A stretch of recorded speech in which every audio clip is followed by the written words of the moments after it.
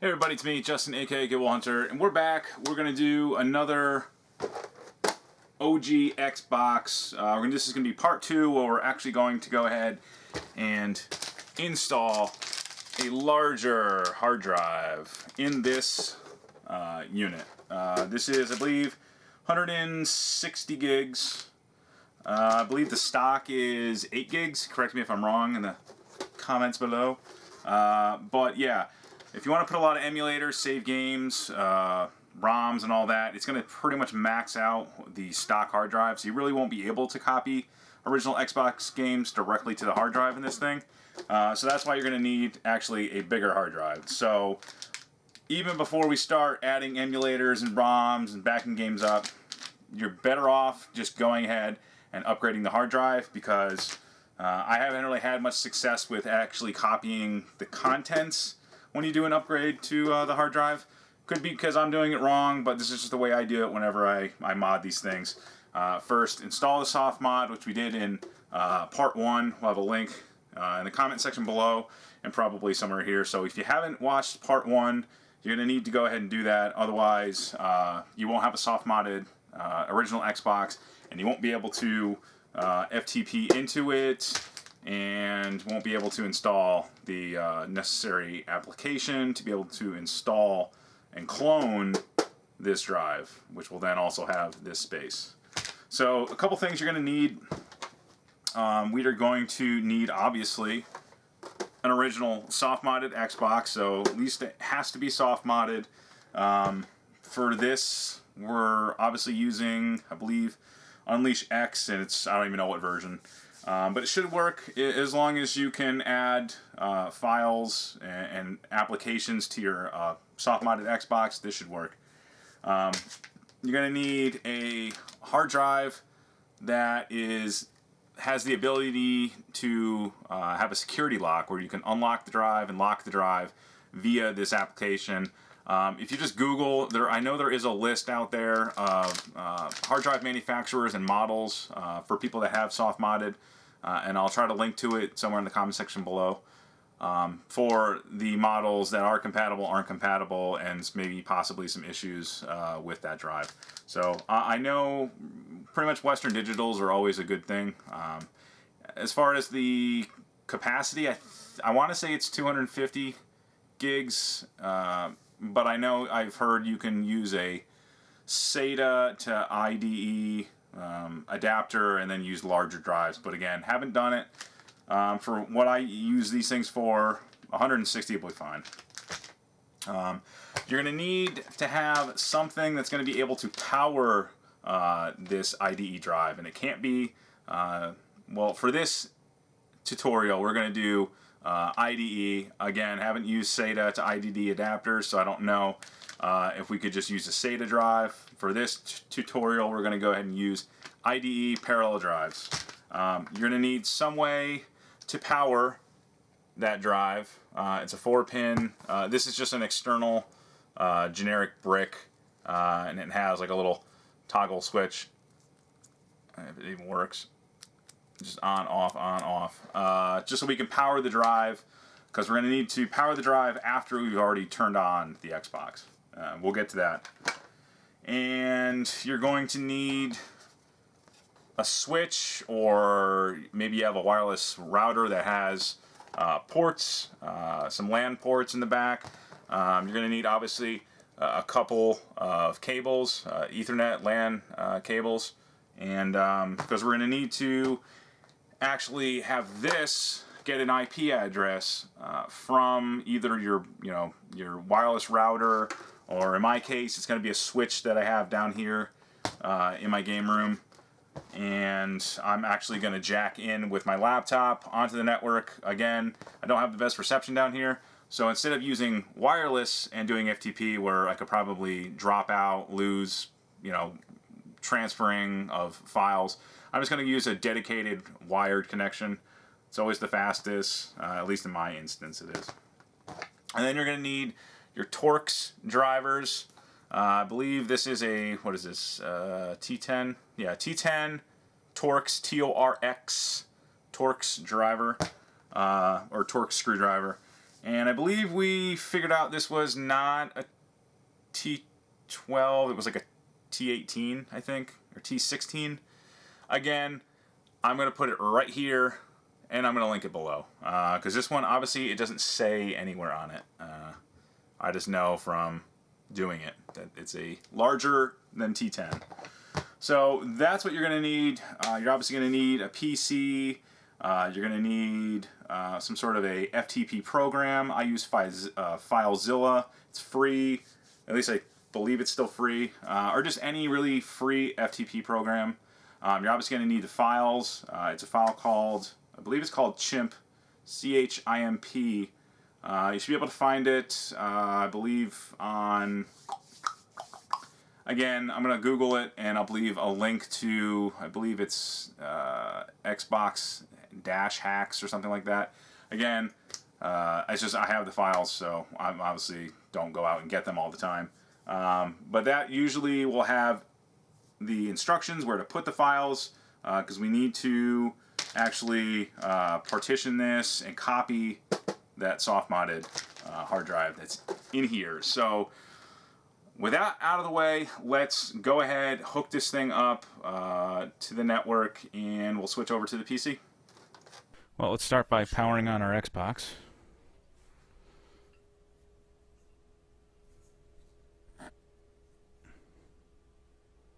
Fond members of the Xbox. It was a good console. Okay. So here we are. Main menu. As you can see in the lower, what is it, right-hand corner, you can see where it says IP and users. So right now I don't have a network cable plugged in. So we're going to go ahead and plug in a network cable into the back so it's on my network.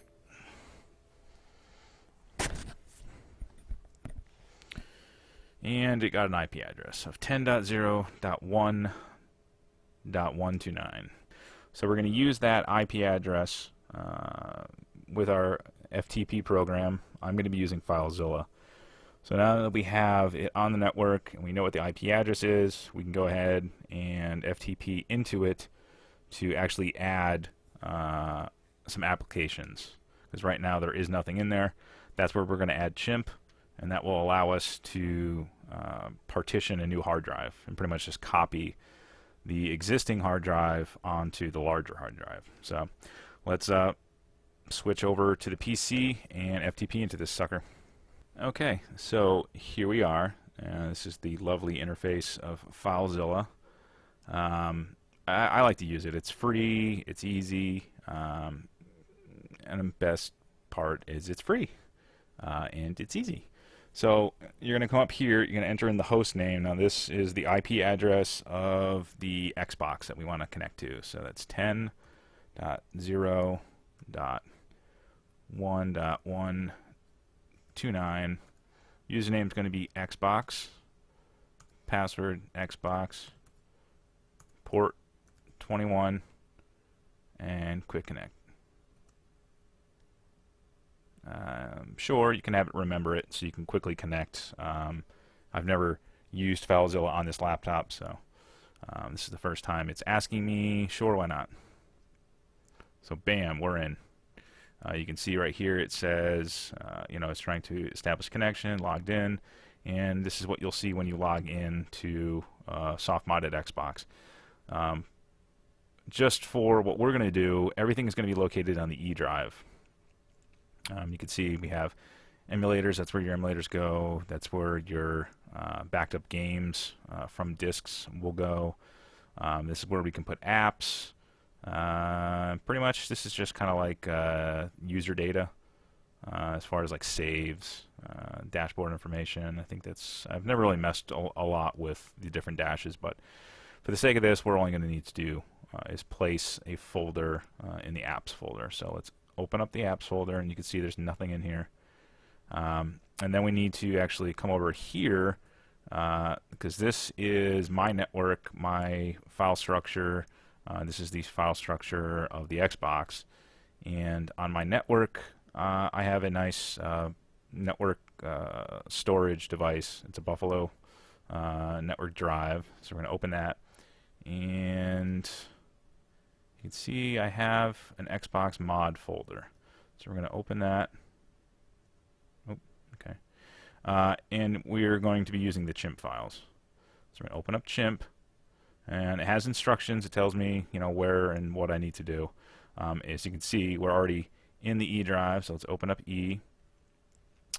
This actually needs to go in the root of the E drive. So as you can see, we can click on E. We'll just grab this, drag it over.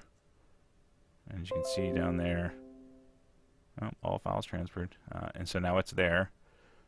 So now that we have that, we can go take chimp, and we're going to put that in the C drive as well, or the E drive, I'm sorry. And all files transferred. And then the app itself, I'm going to go back over to the Xbox apps folder. And now we're going to go back over to where my folder is, and we're just going to drag it in. And now all the files are on the original Xbox. And what I like to do is usually power cycle the original Xbox, because the files don't magically just show up. So now that we have the files, we can go ahead and actually upgrade the hard drive. So let's switch on over to the actual Xbox itself, so we can actually open it up and get it prepped for actually adding the hard drive. Alright, so we got our original Xbox right here. Look at it, it's damn sexy. Paid a whopping $15 back in the day for this.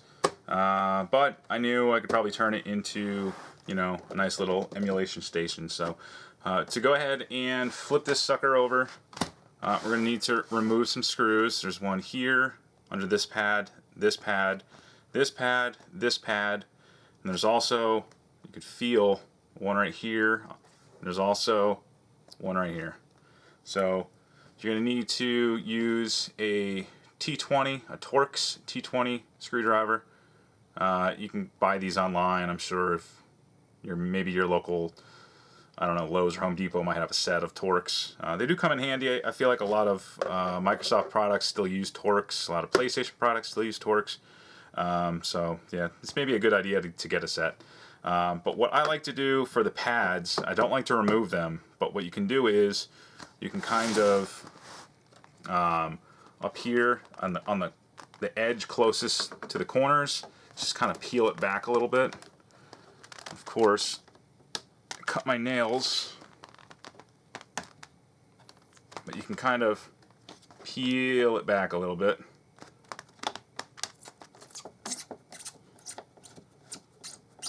And then get to them easily. And then come out. They're only threaded a little bit, so. And then we don't have to remove the pad. We can use it again, so it doesn't move around. So let's go ahead and remove the remaining screws, and then we'll take the case apart.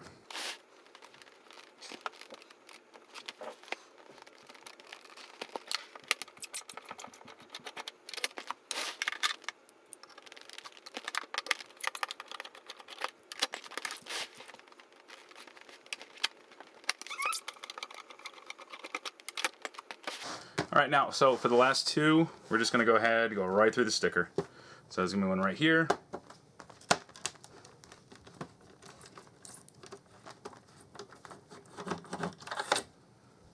And one right here. You could feel it too, just by pressing your finger into it.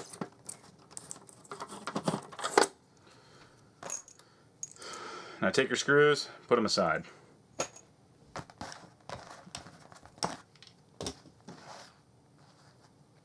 Now we should be able to flip it over, give it a little tug, top comes off.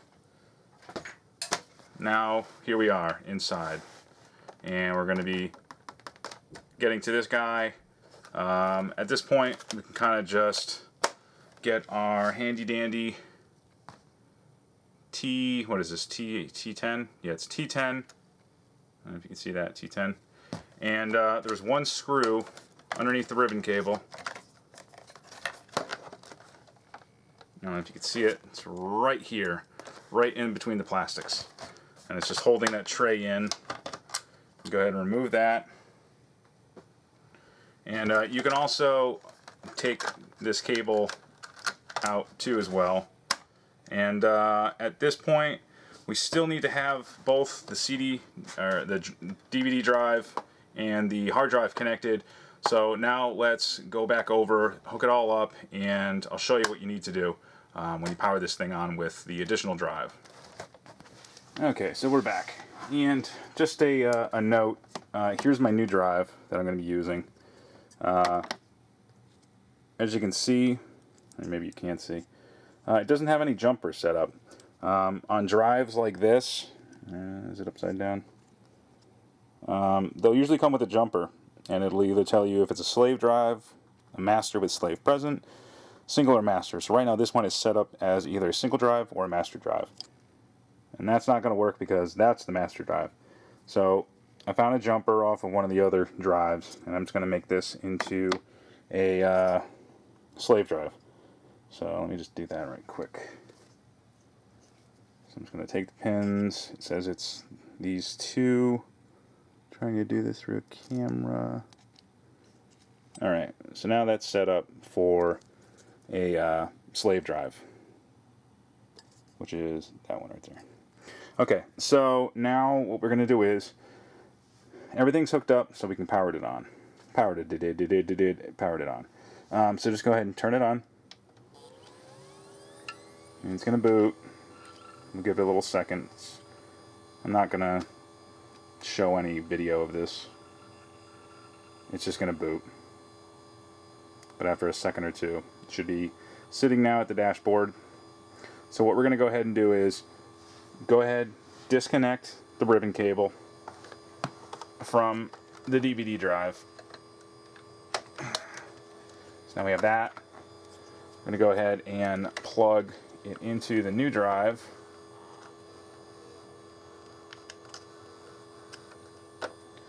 And then we also need power to it. So this is my solution to power it. You could find like a cradle or something. So just go ahead and plug.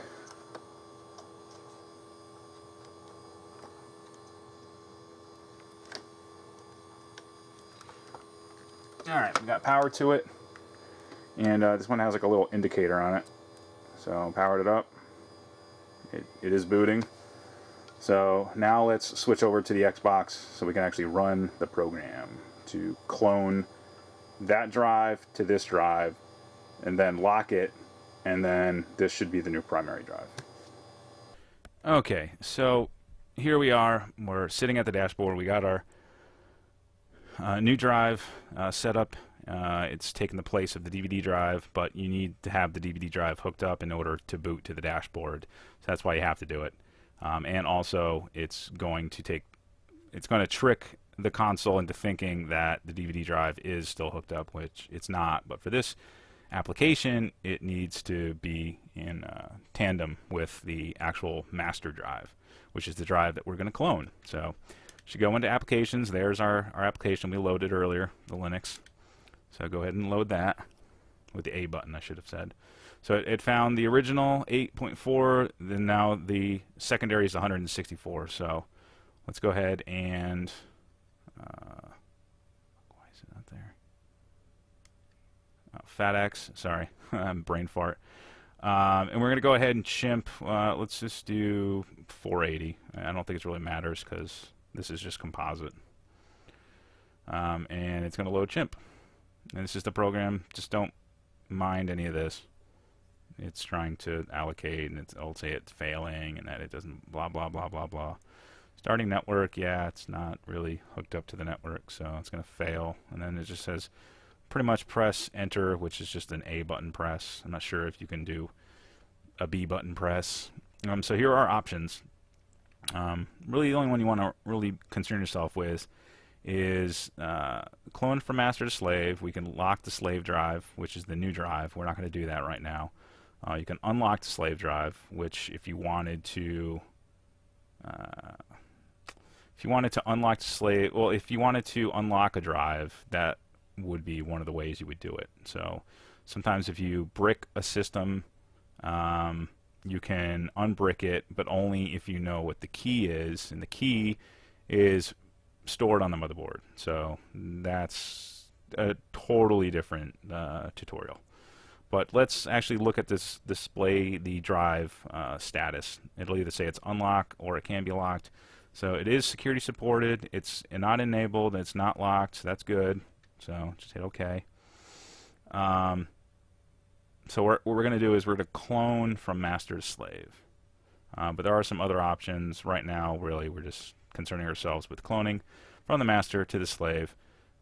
So hard drive A, it's telling me, is the serial number of the Western Digital, should be the 8.4 gigs.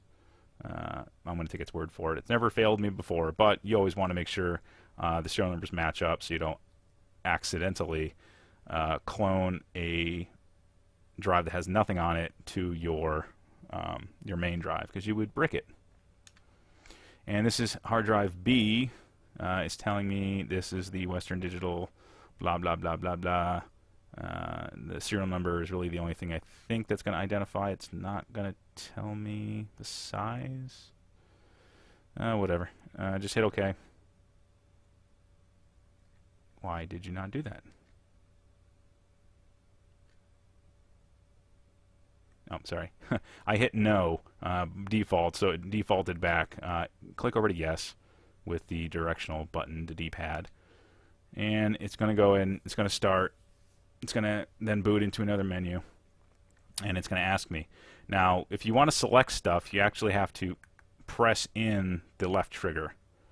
So we're just going to do selected partitions, because right now we're just going to copy the soft mod, what we did, which anything above the stock will then default, I think, to the F drive.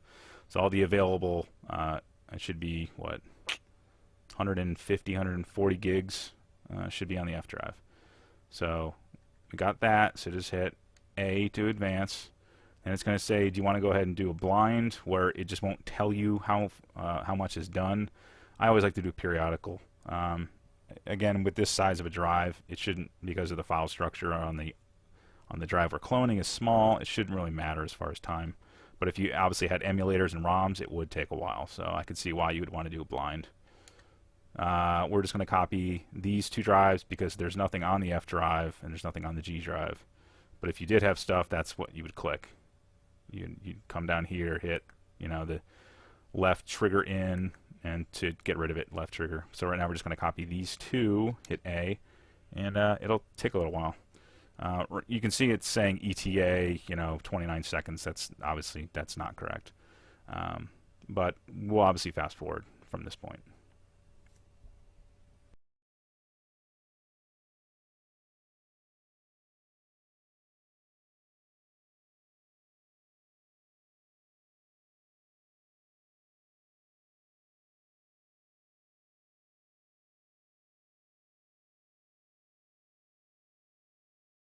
Alright, it should be just about done.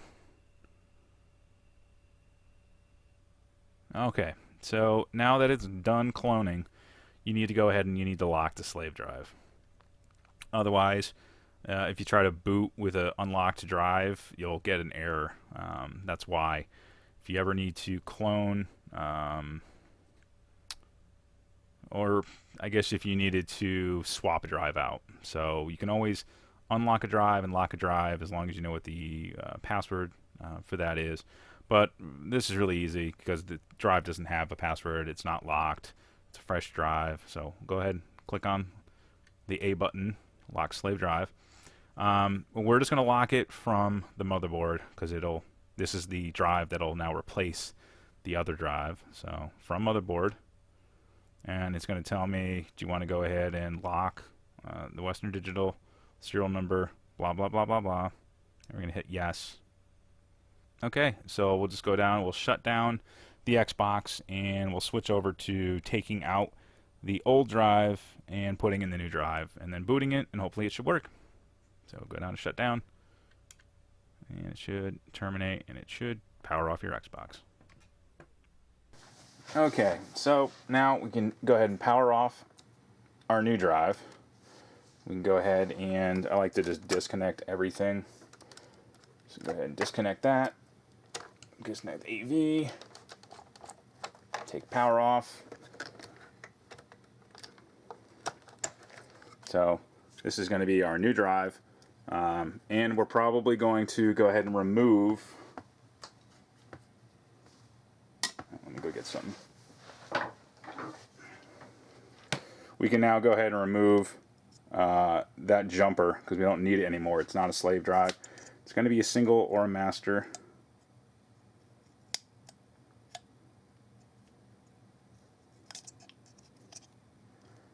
Of course, without nails, makes it a lot harder.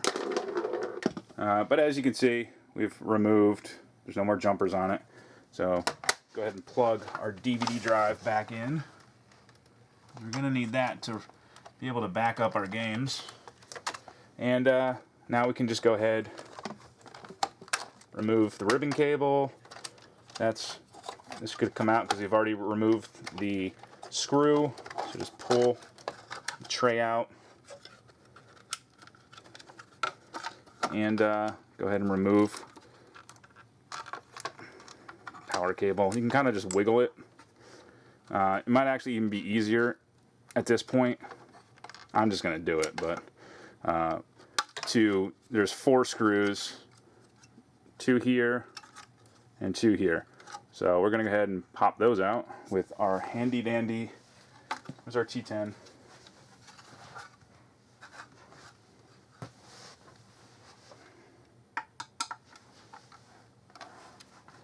So just go ahead and remove these, and we'll remove those.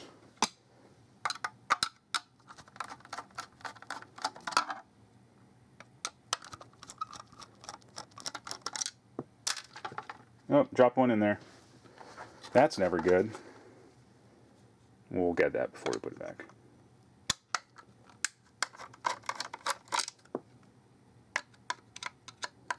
And this is probably not how to do it. I wouldn't recommend doing this while you're above your open Xbox. So that's the old drive. Keep it. This is the old drive, so just keep it, set it aside, put it in an anti-static bag if you got it, label it. And in case that drive ever dies, we can just put this one back in and do the whole cloning process all over again. And it might well be noted too, at this point, you might want to clean out the power supply. I can see this one's not too bad as far as dirt, but you can see on the tray all that dirt. Okay, so here's our new drive. It's nice and secure. Look at how shiny it looks. How dirty this still looks. I'm not going to clean it right now. I ain't got time for this. Ain't no one got time to clean Xboxes. Okay, and where's the power? I'm just doing this half-assed. I normally wouldn't do it this way. But for the sake of making a video, I sure as hell will. Okay, so there she is. Not looking so pretty. Okay, so let's go ahead and hook it all up and turn it on, and we'll switch over to the dashboard. Hopefully, fingers crossed, it works. Okay, fingers crossed. Let's power on this Xbox, see what we got. Did it copy? Did it do what everything I said it was going to do? That's always a good sign. Not really. If you get an error right here, alright, now that you see the Microsoft, that's good. So it should have copied correctly. Okay, and you can see up in the upper left-hand corner, the F drive has all that residual 149 gigs. It does not connect, well, it is not connected to the network right now, but let's go ahead and do that, because we're going to need to FTP into this in order to add emulators and ROMs. Alright, so there we're back. It should have Linux on it. So see, it does copy applications and programs. So right now we have nothing on it, but let's go ahead. In the next video, I'll show you everything that I normally put on these things we'll test some stuff out. But for this tutorial, we've FTP'd into the Xbox to add an application, and it's pretty much the same way in the next video we're going to do for the emulators. You would put the emulator and the ROMs in the emulators folder. Inside the emulator of whatever you're going to install, there should be a ROM folder, and that's obviously where you're going to put your ROMs. But we'll go into a little bit more depth, as deep as I can possibly go, I guess. But we upgraded the hard drive.